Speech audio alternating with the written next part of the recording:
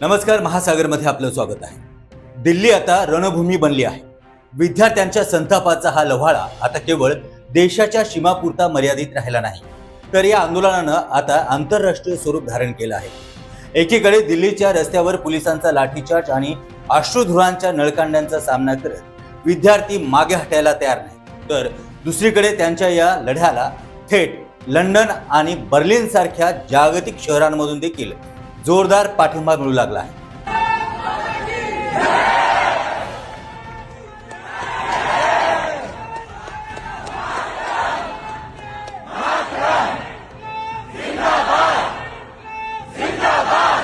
दिल्लीतील या धगीचे पडसाद आता 7 समुद्रापार थेट लंडनमध्ये उमटले आहेत। लंडनच्या रस्त्यावरती हजारो नागरिक आणि विद्यार्थी एकत्र आले असून शिक्षण मंत्री धर्मेंद्र प्रधान यांच्या तात्काळ राजीनाम्याची मागणी करणारे तीव्र नारेबाज देत या ठिकाणी आंदोलन झालं आहे। भारत देशात सीमा ओलांडून परदेशात देखील या अन्यायाविरुद्ध आवाज उठवला जात असल्यानं हे आंदोलन आता खऱ्या अर्थानं जागतिक पातळीवरती पोहोचलं आहे।